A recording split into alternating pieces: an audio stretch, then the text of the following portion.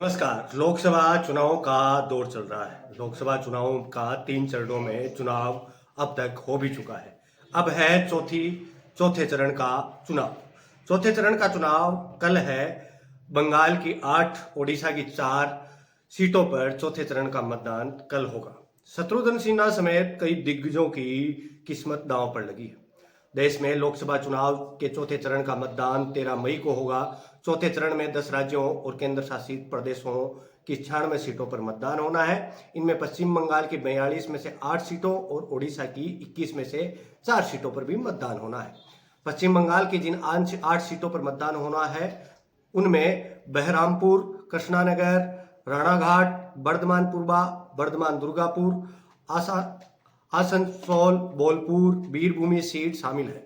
वहीं ओडिशा की जिन 4 सीटों पर मतदान होना है उनमें कालाहांडी, नबरंगपुर, बरहामपुर और कोरापुट सीट शामिल है। चौथे चरण में कई दिग्गज उम्मीदवारों की किस्मत दांव पर है। उनके भाग्य का फैसला मतदाता करेंगे। पश्चिम बंगाल की कृष्णानगर से तृणमूल कांग्रेस की प्रमुख नेता महुआ मोइत्रा चुनाव मैदान में है। उनका मुकाबला बीजेपी उम्मीदवार अमृता रॉय से है, जो कृष्णानगर राज परिवार से हैं। इस सीट पर साल 2019 के चुनाव में महुआ ने बीजेपी के कल्याण चौबे को 63,218 वोटों से हराया था। वहीं साल 2014 में टीएमसी के तापस पाल में सीपीएम प्रत्याशी शांतनु झा को हराया था।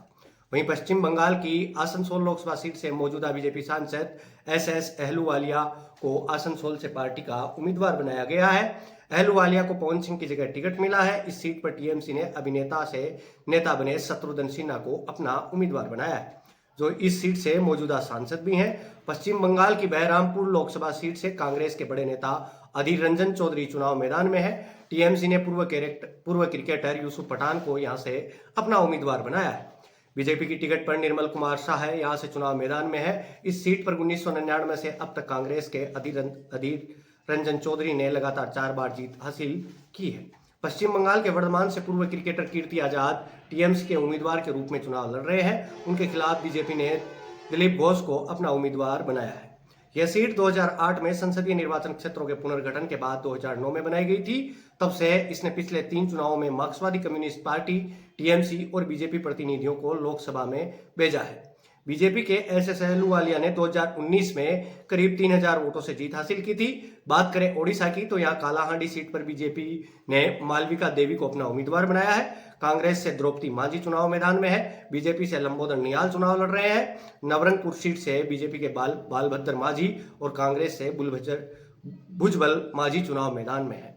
वहीं बीजेपी ने प्रदीप कुमार मांझी को अपना उम्मीदवार बनाया है। कोरापुट सीट से बीजेपी ने कालीराम मांझी को प्रत्याशी बनाया है। कांग्रेस ने इस सीट पर सप्तगिरी शंकर उलाका को चुनाव मैदान में उतारा है।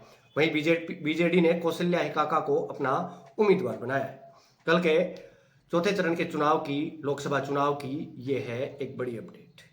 किस किस मतदाता की कितनी साख दांव पर लगी है, ये अब आप अंदाजा लगा सकते हैं। अभी मैं आपसे विदा लेता हूं। मिलते हैं किसी अन्य वीडियो में। मैं हूं आपका दोस्त और होस्ट कपिल भाटर और आप देख रहे हैं दैबम बाट।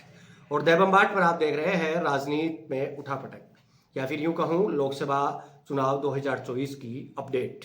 तो ये है आज की अपडेट। आपने यदि दैबम बाट को अब तक सब्सक्राइब नहीं किया है तो मेरा आप सभी दर्शकों से निवेदन है कि अभी जाइए और इस चैनल को सब्सक्राइब कीजिए और इस वीडियो को ज़्यादा से ज़्यादा शेयर कीजिए। और आप यदि हमें कोई सुझाव देना चाहते हैं तो कमेंट बॉक्स में बताइएगा जरूर। आप यहाँ तक आए इसके लिए आपका धन्यवाद, आभार।